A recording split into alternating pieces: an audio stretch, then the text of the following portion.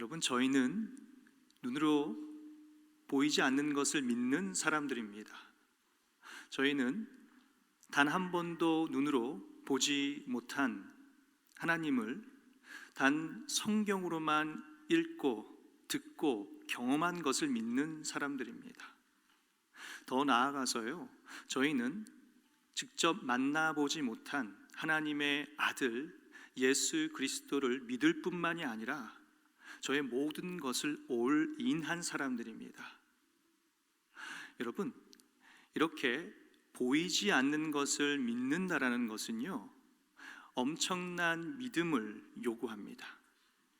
여러분, 그 말은요, 여러분들은요 대단한 믿음을 가지신 분들입니다. 아멘이시죠? 여러분, 그런데요, 이렇게 대단하고 엄청난 믿음을 가진 저희에게도요, 믿음이 흔들릴 때가 옵니다. 마치 하나님께서 우리를 외면하고 계시는 것 같을 때, 마치 하나님께서 계시지 않은 것처럼 느껴질 때가 찾아옵니다. 그럼 이 상태가 오랜 동안 지속되는 것을요, 영적 디프레션, 영적 우울증 상태라고 이야기합니다. 근데 여러분, 이런 영적 디프레션은 왜 찾아오는 겁니까?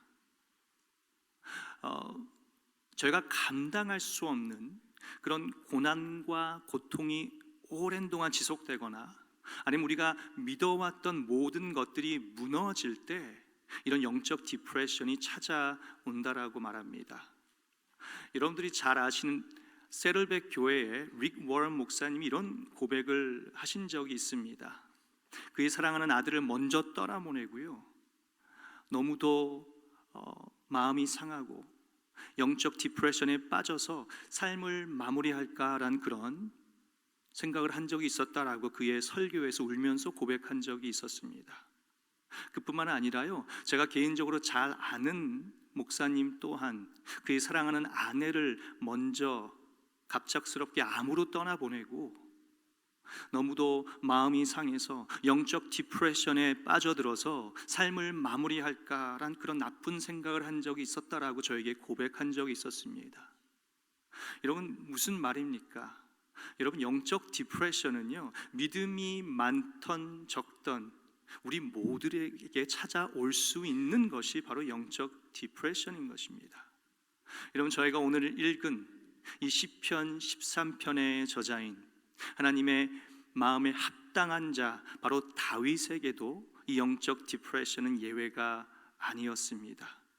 여러분, 잘 알다시피 다윗은요, 사무엘에게 왕이 되는 기름 부음을 받았음에도 불구하고 사울로부터 지속적인 살인 위협을 받습니다.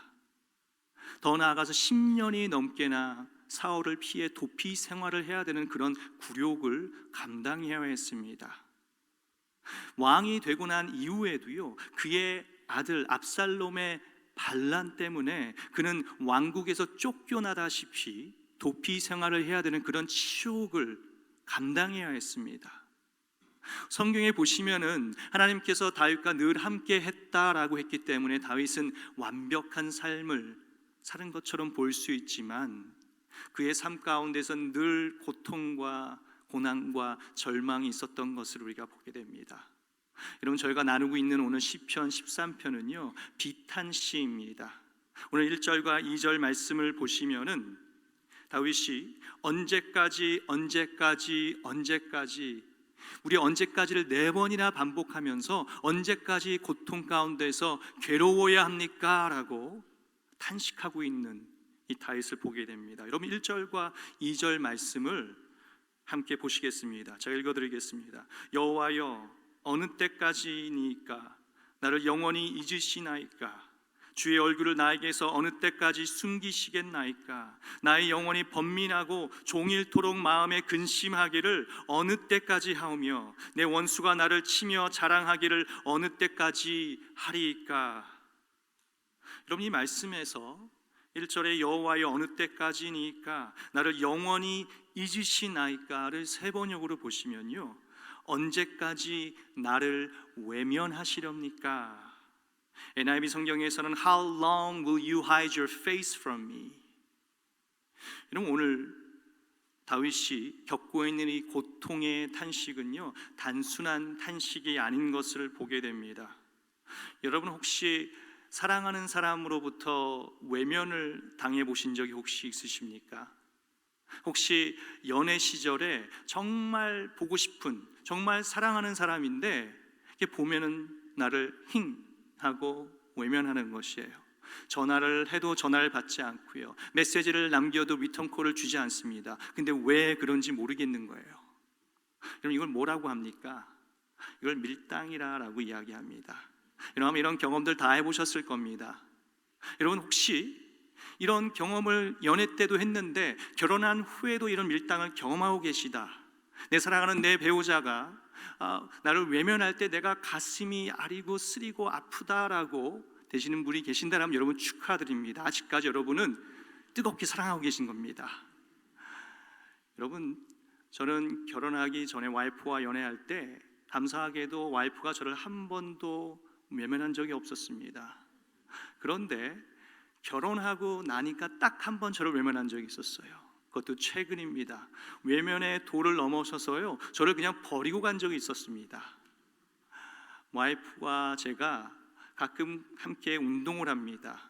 운동을 하려고 저희 집 근처에 있는 학교 트랙을 저희가 돕니다. 근데 저는 발걸음이 빠르고요, 제 와이프는 발걸음이 느립니다. 그래서 운동하다 보면은 와이프가 많이 뒤처지더라고요. 그래서 그날도 제가 열심히 운동하기 위해서 열심히 걸었습니다. 걷다 보니까 뒤에 와이프가 보이지 않더라고요. 그래도 계속 걸었습니다. 그리고 한 20분, 30분이 지난 후에 집에 가려고 뒤를 보니까 와이프가 전혀 보이지 않더라고요. 그래서 계속 와이프를 찾았습니다. 찾아도 와이프가 보이지 않는 것이에요. 그때 제가 와이프가 삐졌나 보다, 제가 먼저 가서 와이프가 화나고 그래서 먼저 그냥 집에 가버렸나 보다라고 생각을 하고 급히 집으로 갔습니다. 집에 가서 문을 딱 열었는데 와이프가 집에 없는 것이에요. 그때 갑자기 불길한 예감이 들면서 전화가 울립니다. 전화를 보니까 와이프예요. 와이프가 전화를 받으니까 와이프가 자기야, 나 왜 버리고 갔어? 나 아직도 여기에 있어 그러는 거예요. 알고 보니까 제가 그날 안경을 안 껴서요, 와이프를 찾지 못했던 것입니다. 그때 그 자리에 있었던 것이에요. 졸지에 와이프를 버리고 간 남편이 되어버렸습니다. 여러분 이렇게 여러분 사랑하는 사람으로부터 외면을 당하면은요 참 괴롭습니다. 더 나아가서 내 사랑하는 사람이 나를 버린 것 같이 느껴질 때 더 괴롭습니다. 마치 상사병에 걸려 있는 것 같다라는 것입니다.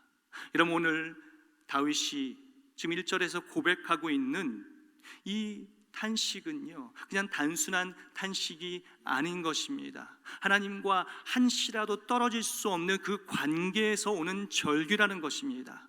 하나님으로부터 지속적으로 공급을 받아야 되는데 그 공급의 통로가 단절될 때 오는 절규라는 것입니다. 그래서 다윗은 이렇게 탄식하며 호소합니다. 주님, 언제까지 나를 잊으시렵니까? 언제까지 나를 외면하시렵니까? 더 나아가서 2절 말씀해 보시면은 나의 영혼이 번민하고 종일토록 마음에 근심하기를 어느 때까지 하오며, NIV 성경에서는 How long must I wrestle with my thoughts? 그럼 여기서 thoughts는 한국말로 생각입니다. 이 생각을 히브리어로 보면요 에초트라는 단어를 사용합니다. 이 에초트의 뜻은 잡다한 생각들, 고통에 대한 잡다한 생각들을 의미합니다. 다시 이야기해서요, 지금 2절에서 다윗은 현실에서 벌어나고 있지 않은 그러한 불길한 생각으로 하루 종일 잡다한 생각으로 묵상하며 근심하고 있다라고 그렇게 고백하고 있는 것입니다. 그럼 요즘 한국의 뉴스를 보면은요 너무도 안타까운 소식들이 많이 올라오는 것을 보게 됩니다. 정말 너무 많은 사람들이 자살하는 것 같아요. 여러분 너무 잘 아는 연예인들이, 유명 연예인들이 계속 연달아 자살하는 그런 사건들을 저희가 접하게 됩니다. 근데 여러분 그 자살하는 분들의 그 뒤를 보면요 다 심각한 우울증을 앓고 있었던 것을 우리가 알게 됩니다. 여러분, 이 우울증 이 증상은요 대부분이 과다한 스트레스가 원인이 된다라고 해요. 다시 이야기해서요, 현실에서 벌어지지 않은 미래의 어떠한 그 불길함 때문에 그 걱정이 과다해지면요 그것이 스트레스가 돼서 이런 정신적 질병을 유발할 수 있다라고 합니다. 오늘 다윗은 2절에서 고통 가운데 있지만 더 미래에 더 큰 고통이 올 것이라는 그런 불길함 속에서 그런 잡다한 생각을 하루 종일 묵상하며 근심하고 있다라고 그렇게 고백하고 있는 것입니다. 잠언 18장 14절 말씀에 사람의 심령은 그 병을 능히 이기려니와 심령이 상하면 그것을 누가 일으키겠느냐. 여러분들이 잘 아시는 욥이 마치 고통과 좌절 가운데 있을 때 하나님께서 침묵하실 때 그 침묵이 오히려 욥의 심령을 상하게 하고 괴로워했던 것처럼요, 오늘 다윗은 외면하는 주님께 언제까지 how long 하며 탄식하고 있는 것입니다. 이렇게 단식하는 다윗은 하루 종일 하나님을 볼 수 없다는 그 불길함 속에서 잡다한 생각 속에서 주님께 이렇게 기도하며 나아갑니다. 여러분 3절 말씀을 함께 보시겠습니다. 여호와 내 하나님이여 나를 생각하사 응답하시고 나의 눈을 밝히소서. 두렵건대 내가 사망의 잠을 잘까 하오며. NIV 성경에서는 Give light to my eyes or I will sleep in death. 여러분, 여기 나의 눈을 밝히소서 두렵건대 내가 사망의 잠을 잘까 하오며, 이 구절은 두 가지의 의미가 있습니다. 첫 번째로는 육신의 눈을 뜨게 해달라라는 그런 의미를 가지고 있습니다. 온몸의 기력이 다 빠져서 눈을 감으면 금방이라도 죽을 것 같은 그러한 상태를 말합니다. 그래서 나의 기력을 회복시켜 달라라고, 나의 육신의 눈을 뜨게 해달라라고 그렇게 애원하며 기도하고 있는 것입니다. 첫 번째가 육신의 눈이라면요, 두 번째는 영의 눈을 뜨게 해달라는 그런 의미를 가지고 있습니다. 다시 이야기해서요, 지금 다윗은 하나님께서 나를 외면하시는 이유, 침묵하시는 이유를 영의 눈을 뜨게 해서 알게 해달라고, 그런 기쁜 뜻을 알게 해달라고 그렇게 애원하며 기도하고 있는 것입니다. 여러분, 이렇게 다윗이 영의 눈과 육신의 눈을 뜨게 해달라고 탄식하고 애원하던 그는 드디어 주님을 보게 됩니다. 여러분, 5절 말씀을 함께 읽어보겠습니다. 5절 말씀 함께 읽겠습니다. 시작. 나는 오직 주의 사랑을 의지하여 싸우니 나의 마음은 주의 구원을 기뻐하리이다. 여러분, 여기서 오직 주의 사랑을 세 번역으로 보시면은 주님의 한결같은 사랑을 의지합니다.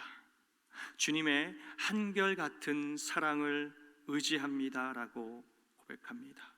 여러분, 이 주님의 한결같은 사랑을 NIV로 보면요, I trust in your unfailing love.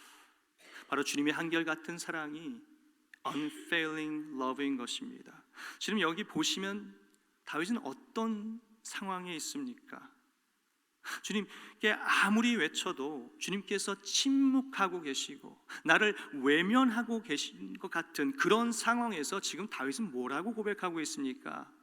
주님의 한결같은 사랑을 의지한다, 내 마음에 기쁨이 넘친다라고 지금 고백하고 있습니다. 여러분, 곰곰이 한번 생각해 보십시오. 이게 말이 되는 상황이라고 생각하십니까? 지금 다윗은 5절 전까지요, 다윗은 정말 죽지 못해서 살고 있는 그런 상황이었습니다. 하루 종일 불길한 생각으로 그런 잡다한 생각을 묵상하면서 근심하는 그러한 상황이었는데 지금 5절에 와서 뭐라고 이야기합니까? 주님이 한결같은 사랑을 의지한다, 내 마음에 기쁨이 넘친다라고 그렇게 고백하고 있습니다. 여러분, 다윗이 깨달은 것은 무엇입니까? 무엇이 변한 것입니까? 다윗이 이런 죽고 싶을 정도로 힘든 상황에서 기뻐할 수 있는 그 비결은 여러분 무엇입니까? 여러분 아마 일세 아버지를 두신 분들은 아마 대부분 이런 경험을 해보셨을 거예요. 제가 사춘기 때 참 제 아버지와 많이 다퉜습니다. 근데 항상 다툴 때마다요, 제 아버지가 저를 외면하셨어요. 다투고 나면은 저와 말을 섞지 않으셨습니다. 그리고 저와 눈을 마주치지 않으셨어요. 그게 일주일, 2주일, 3주까지 갈 때도 있었습니다. 그럴 때마다 얼마나 마음이 괴로웠는지 모르겠어요. 참 힘들었습니다. 그리고 저에게 그게 상처가 되었습니다. 그런데요, 제가 성인이 되고요, 결혼을 하고 또 아이가 생기고 제 아들이 사춘기에 접어들고 나니까요, 저 또한 저희 아버지가 저에게 상처 주신 것과 같은 그런 상처를 제 아들에게 주는 그런 저의 모습을 보았습니다. 여러분, 이번 주에 비가 많이 오지 않았습니까? 이 사건이 있었던 날도 비가 많이 오던 날이었습니다. 한 8시쯤이었어요. 제 아들이 저에게 오더니 이렇게 물었습니다. Hey Dad, can I go out and skateboard right now?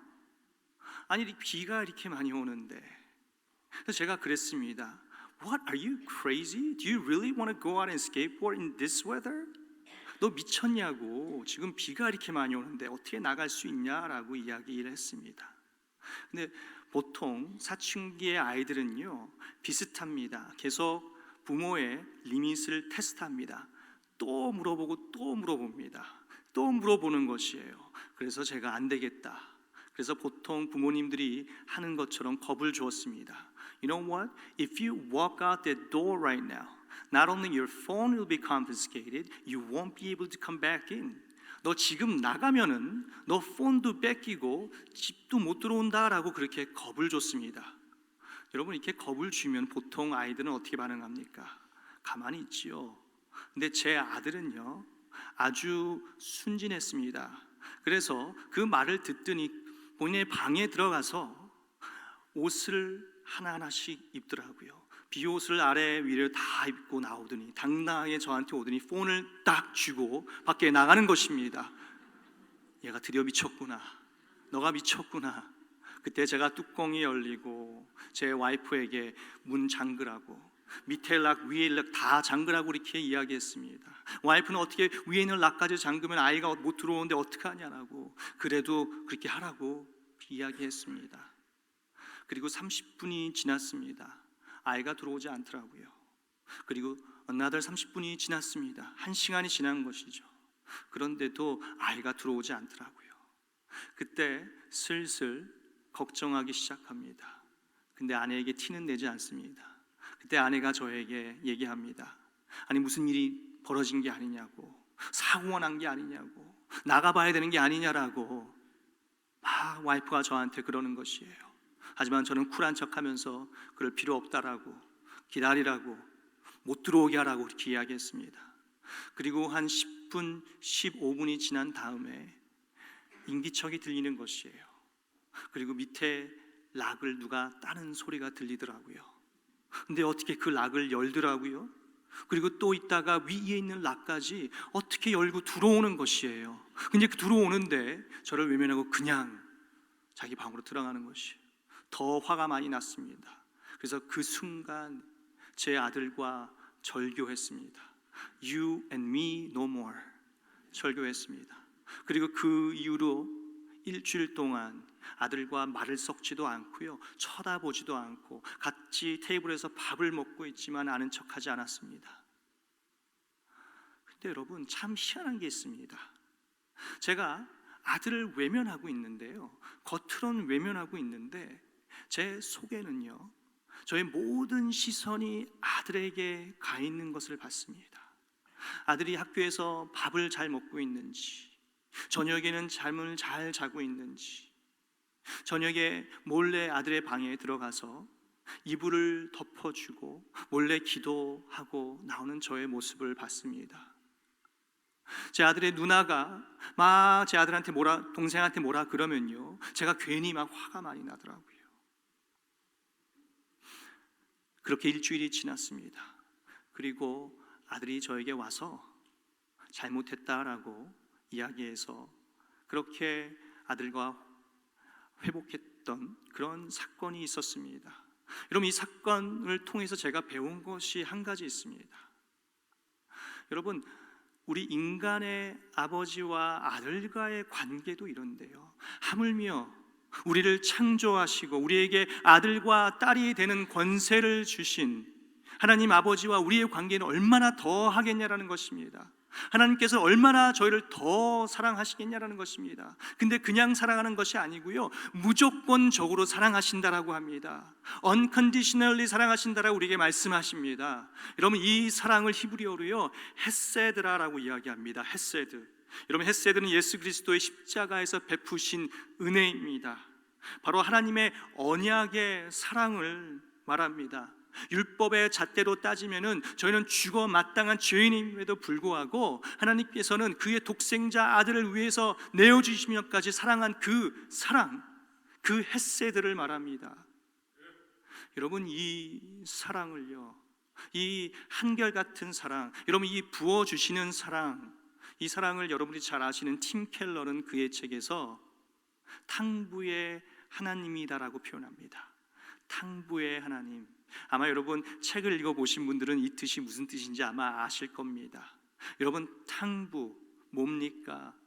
그 탕자, 바로 아버지의 전 재산을 다 탕진한 아들을 탕자라고 이야기하지 않습니까? 그것을 영어로 prodigal이라고 표현합니다. 그 prodigal을 사전에서 찾아보면 이런 뜻을 가지고 있습니다. 무모할 정도로 씀씀이가 헤프다.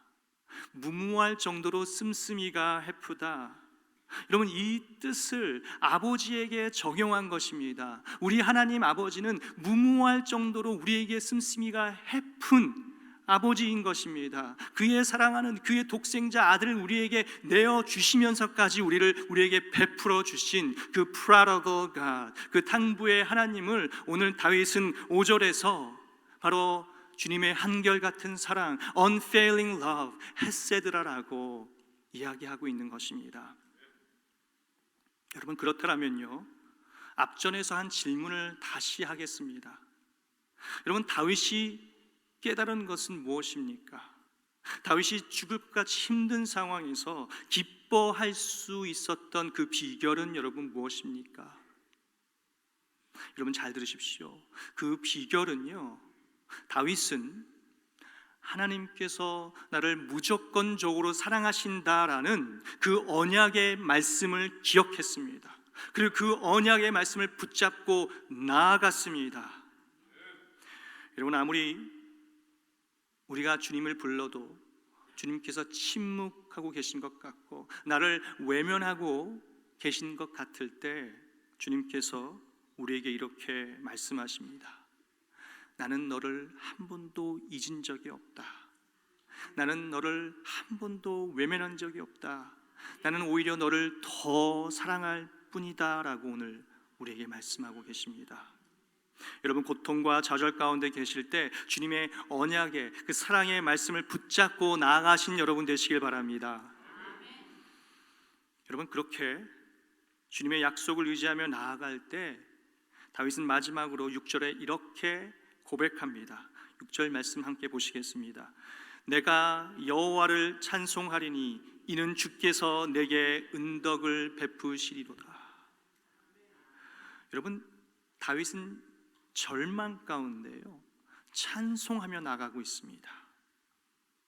여러분, 이렇게 다윗과 같이 죽을 것 같이 어려운 상황에서 우리가 할 수 있는 것이 무엇입니까? 딱 한 가지, 바로 찬양입니다. 찬양.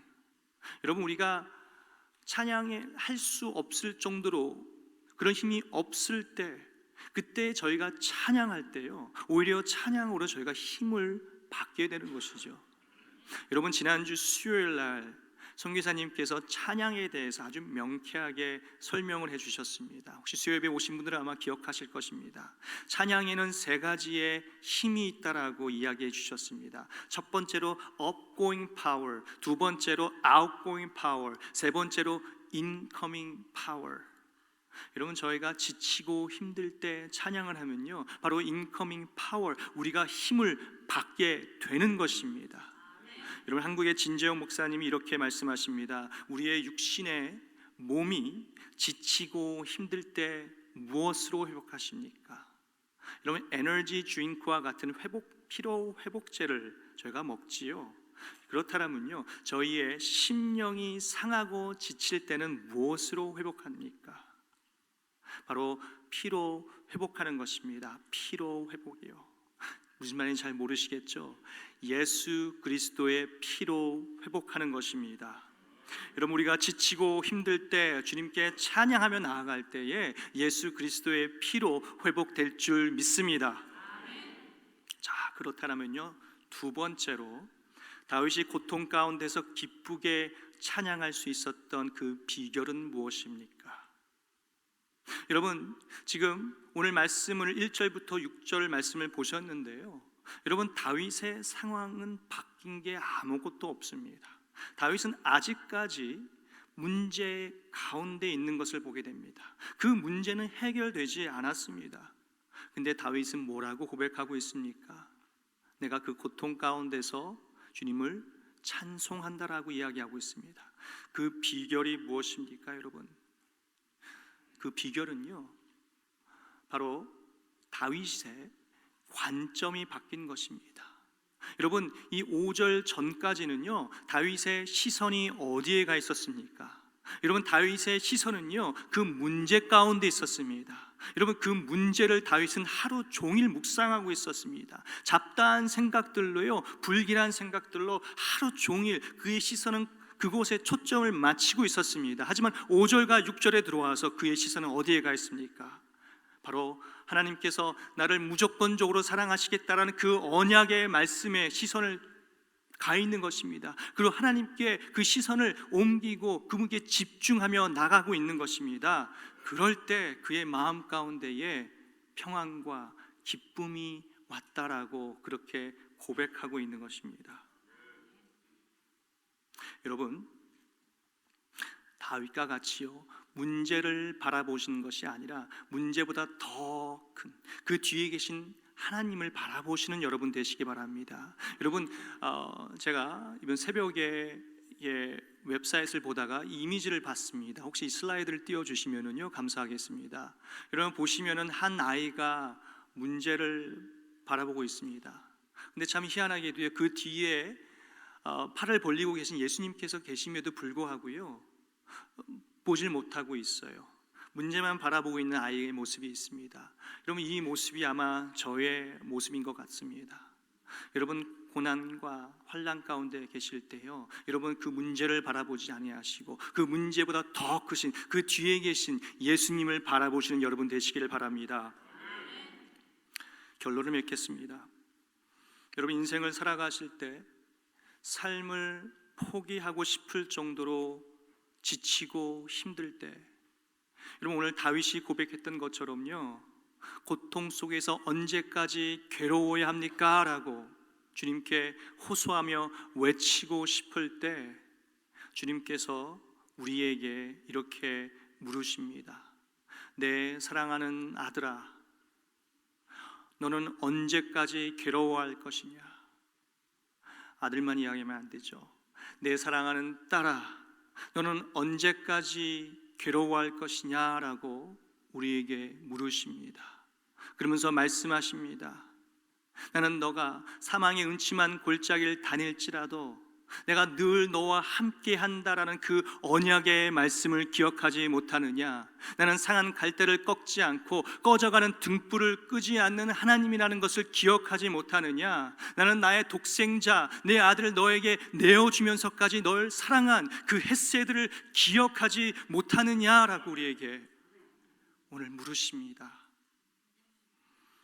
여러분, 힘들고 고단한 인생길을 걸으실 때에 주님께서 나를 외면하시는 것 같고 아무리 외쳐도 주님께서 침묵하고 계시는 것 같을 때 주님께서 우리에게 말씀하십니다. 나는 너를 한 번도 잊은 적이 없다라고 말씀하십니다. 주님께서는 저를 한 번도 외면한 적이 없으십니다.